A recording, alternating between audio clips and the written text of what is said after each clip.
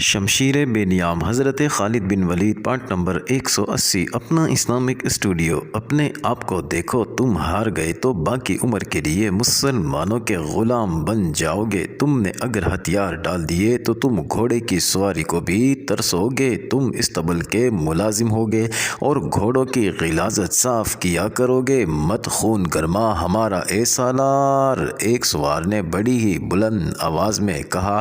کیا تو سمجھتا ہے کہ ہم لڑنے سے منہ موڑ رہے ہیں؟ کیا تجھے ہماری جرت اور غیرت پر شک ہے؟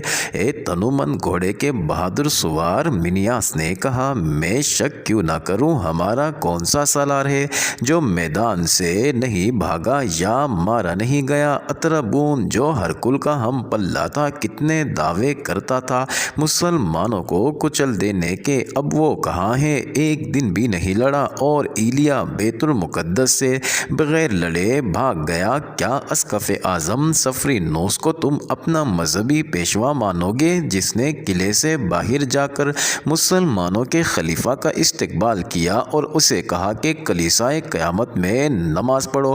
اس نے یہ بھی نہ سوچا کہ وہ اپنی عبادت گاہ اپنے مذہب کے دشمن کے حوالے کر رہا ہے۔ تم نے ثابت کرنا ہے کہ تم اتنے بزدل اور بے غیرت نہیں۔ اگر تم ثابت قدم رہے تو شاید کمک آ جائے، مگر مجھے کمک آنے کی کوئی امید نہیں، نہ میں کمک کی ضرورت محسوس کرتا ہوں۔ ہم لڑیں گے سالار محترم، پہلے ایک پھر کئی آوازیں بلند ہوئی۔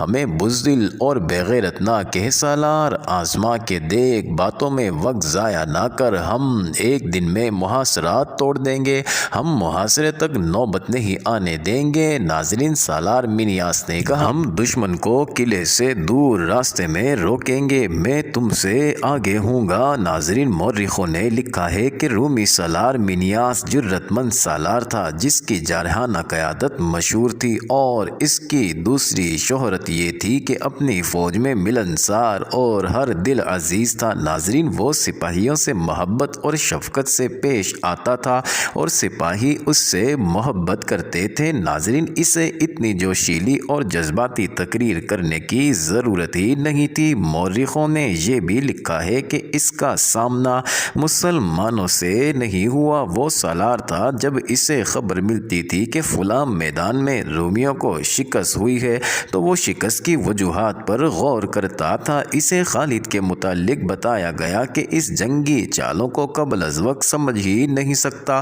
اور وہ غیر معمولی طور پر دلیر آدمی ہے، وہ کوئی جن بھوت تو نہیں۔ منیاس نے کہا تھا، اس سے شکست کھانے والوں نے اسے مافوق الفطرت بنا دیا ہے، وہ جھوٹ بولتے ہیں، شکست کھانے والے اسی طرح جھوٹ بولا کرتے ہیں۔ میں ہرکل کو خالد بن ولید کی لاش دکھاؤں گا۔ رومی سالار منیاس کی قیادت میں کنسرین میں مقیم رومی فوج رکے ہوئے سیلاب کی مانند باہر نکلی۔ ناظرین، اس کا انداز جوشیلا اور انداز جارحانہ تھا، اس کی رفتار تیز تھی۔ ادھر خالد کے 4000 سوار فاتحانہ شان سے چلے آ رہے تھے۔ ناظرین، وہ عام کوچ کی ترتیب میں، ناظرین انہوں نے قنسرین کے قریب جا کر رکنا اور باقی فوج کا انتظار کرنا تھا۔ قنسرین سے چند میل دور حاضر ایک مقام تھا جو راستے میں آتا تھا۔ ناظرین، خالد کا دستہ جب حاضر کے قریب پہنچا تو دیکھ بھال کے لیے آگے گئے ہوئے مجاہدین میں سے ایک واپس آیا اور خالد کو اطلاع دی کہ رومیوں کا ایک کثیر تعداد لشکر آ رہا ہے۔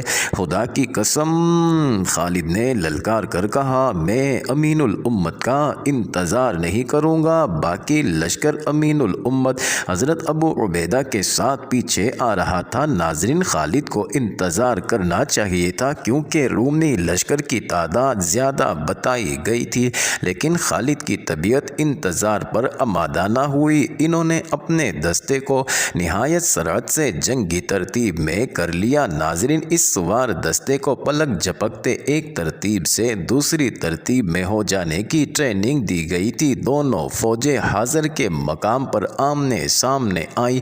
رومی سالار منیاس کو توقع تھی کہ مسلمان مسلمان جنگ سے پہلے کے رسم و رواج کا مظاہرہ کریں گے۔ مثلاً ان کا سالار ذاتی مقابلے کے لیے رومی سالار کو للکارے گا۔ ایسے چند ایک مقابلے ہوں گے، پھر دستوں کو ترتیب میں کیا جائے گا، لیکن مسلمان سوار رکے بغیر ایسی ترتیب میں ہو گئے جسے منیاس سمجھ ہی نہیں سکا۔ ناظرین، اتنے میں اس پر حملہ ہو چکا تھا۔ منیاس اپنی فوج کا حوصلہ بڑھانے کے لیے آگے تھا۔ اس کے گرد محافظوں کا حصار تھا جو خاصا مضبوط تھا۔ چند ایک مسلمان سوار اس حصار پر حملہ آور ہوئے۔ محافظوں نے بڑا ہی سخت مقابلہ کیا۔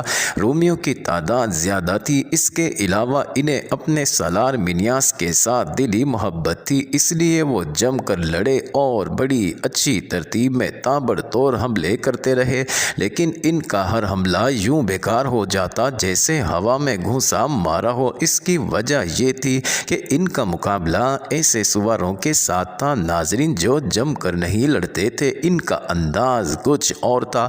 حملے رومی کر رہے تھے اور نقصان بھی انہی کا ہو رہا تھا۔ خالد خود بھی سپاہیوں کی طرح لڑ رہے تھے۔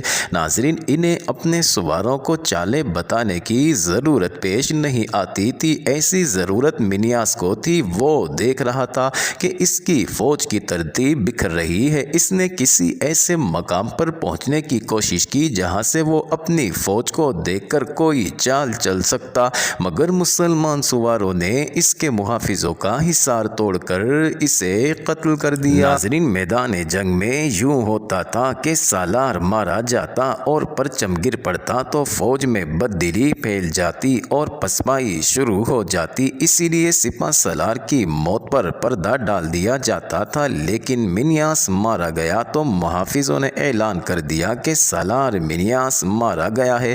ناظرین، مسلمان خوش ہوئے کہ رومیوں میں بھگدڑ مچ جائے گی، لیکن رومی غضبناک ہو گئے۔ انہوں نے انتقام انتقام، منیاس کے خون کا انتقام لو کے نعرے لگانے شروع کر دیے اور ان کے حملوں میں شدت پیدا ہو گئی۔ وہ قہر بن گئے۔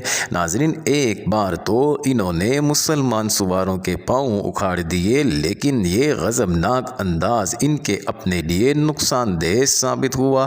انہیں صحیح طور پر طریقے سے لڑانے والا مارا گیا تھا۔ اب وہ غصے میں آئے ہوئے ہجوم کی صورت اختیار کر گئے تھے۔ ناظرین، خالد نے رومیوں کو اس کیفیت میں دیکھا تو اپنے سواروں کو نئی ہدایات دیں، اس کے بعد رومیوں کا جیسے قتل عام شروع ہو گیا ہو۔ ناظرین، اس کے باوجود وہ پسپا نہیں ہو رہے۔ اس کا نتیجہ یہ ہوا کہ کوئی ایک بھی رومی میدان سے نہ بھاگا اور کوئی ایک بھی رومی زندہ نہ رہا۔ زیادہ تر مورخ متفقہ طور پر کہتے ہیں کہ منیاس کی فوج کا ایک بھی سپاہی زندہ نہیں رہا تھا اور بھاگا بھی کوئی نہیں تھا۔ مسلمانوں کا جانی نقصان بہت کم تھا۔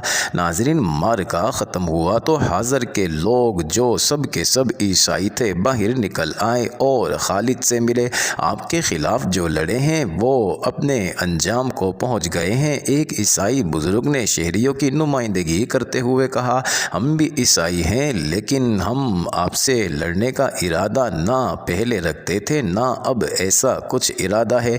ہم آپ کی اطاعت قبول کرتے ہیں۔ جس نے ہم سے لڑے بغیر اطاعت قبول کر لی وہ ہماری پناہ میں آ گیا۔ خالد نے کہا، نہ تم پر جزیہ واجب ہے نہ ہم تمہیں اسلام قبول کر لینے کو کہتے ہیں۔ تمہاری عبادت گاہیں محفوظ رہیں گی۔ ابھی ابو عبیدہ کے دستے نہیں پہنچے تھے۔ ناظرین، انہیں محاصرے کے لیے جانا تھا، اس لیے انہیں کوئی جلدی نہیں تھی۔ انہوں نے ایک پڑاؤ بھی کیا تھا۔ خالد نے وہاں انتظار نہ کیا کیونکہ انہیں قنصرین کو محاصرے میں لینا تھا۔ ناظرین، یہ جگہ وہاں سے زیادہ دور نہیں تھی۔ قنصرین کے اندر رومیوں کی کچھ فوج موجود تھی۔ ناظرین، خالد نے محاصرہ کیا تو رومیوں نے شہر کی دیوار پر آ کر تیر اندازی شروع کر دی۔ خالد کو اندازہ تھا کہ اندر فوج اتنی زیادہ نہیں ہوگی، اگر ہوتی بھی تو خالد ہمت نہ ہارتے۔ انہوں نے اپنے ایک ایلچی کو یہ پیغام دے کر قلعے کے دروازے پر بھیجا، اے رومیوں، تم اگر آسمان پر چھائے ہوئے بادلوں میں ہوتے تو بھی ہمارا اللہ ہمیں تم تک یا تمہیں ہم تک پہنچا دیتا۔ ہم تمہیں موقع دیتے ہیں کہ بہت برے انجام تک پہنچنے سے پہلے قلعے کے دروازے کھول دو۔ اگر دروازے ہم نے کھولے تو پھر صلح کی شرطیں تمہاری کمر توڑ دیں گی۔ تمہارا سالار حاضر کے باہر مرا پڑا ہے اور جو فوج وہ اپنے ساتھ لے گیا تھا اس کا کوئی ایک بھی سپاہی زندہ نہیں۔ ہم نے تمہیں بہت برے انجام سے آگاہ کر دیا ہے۔ ناظرین، اس پیغام کا خاطر خواہ اثر ہوا، قلعے کے دروازے کھل گئے، مسلمان فاتح کی حیثیت سے شہر میں داخل ہوئے۔ ناظرین، جزیہ کی رقم اور دیگر شرائط طے ہوئی، جن میں حسب معمول ایک شرط یہ بھی تھی کہ قنسرین شہر اور اس کے شہریوں کی عزت اور جان و مال کی حفاظت مسلمانوں کی ذمہ داری ہے۔ اور جو شہری شہر چھوڑ کر جانا چاہتا ہو وہ اپنے خاندان کے افراد اور اپنے مال و اموال کو اپنے ساتھ لے جا سکتا ہے۔ ناظرین، جب خالد قنسرین کو پوری طرح لے چکے تھے اس وقت ابو عبیدہ پہنچے۔ ابو عبیدہ نے خالد کو گلے لگاتے ہوئے کہا، تجھ پر اللہ کی رحمت ہو، میں حاضر کے باہر رومیوں کی لاشیں دیکھ آیا ہوں۔ ابو عبیدہ نے اسی روز مدینہ خلیفۃ المسلمین کو پیغام بھیجا جس میں انہوں نے خالد کی اتنی بڑی کامیابی کی تفصیلات لکھی۔ ناظرین، یہ کامیابی اس لحاظ سے بہت بڑی تھی کہ سلطنت روم کے تابوت میں ایک اور کیل گاڑ دی گئی تھی۔ ناظرین، تقریباً تمام مورخوں نے لکھا ہے کہ امیر المومنین حضرت عمر بن الخطاب نے پیغام پڑھ کر کہا تھا، اللہ نے خالد بن ولید کو سپاہ گری پیدائشی طور پر عطا فرما دی تھی اور اللہ پاک کی رحمت و خلیفہ اول امیر المومنین حضرت سیدنا ابو بکر صدیق پر وہ مجھ سے بہتر مردم شناس تھے۔ ناظرین، قنسرین سے آگے حلب ایک اور مشہور شہر تھا جہاں رومیوں کی خاصی بڑی تعداد قلعہ بند تھی۔ رومی سالار جو وہاں کا قلعہ دار تھا ناظرین اس کا نام یوقنا تھا۔ یہ بھی تجربہ کار سالار تھا جس نے بے شمار لڑائیاں لڑی تھی اور ہر لڑائی میں فتح حاصل کی۔ ناظرین، ابو عبیدہ اور خالد حلب کی طرف پیش قدمی کر رہے تھے۔ رومی سالار یوقنا کو اطلاع ملی کہ مسلمانوں کا لشکر آ رہا ہے۔ رومی سالاروں نے کچھ عرصے سے یہ سلسلہ شروع کر دیا تھا کہ وہ جب سنتے تھے کہ مسلمانوں کا لشکر آ رہا ہے ناظرین وہ اپنے دستوں کو اکٹھا کر کے جوشیلی تقریر کرتے اور قلعے سے باہر آ کر لڑتے تھے۔ یہ ایک دلیرانہ اقدام تھا۔ ناظرین، وہ شاید یہ ظاہر کرنا چاہتے تھے کہ وہ مسلمانوں سے نہیں ڈرتے۔ یوقنا نے بھی یہی کیا۔ وہ حلب سے اپنے دستے نکال کر قلعے سے 6 میل دور آ گیا۔ معزز ناظرین، یہ انٹرسٹنگ ویڈیو جاری ہے۔ اگلی ویڈیو قسط نمبر 181 میں دیکھنا مت بھولیے گا۔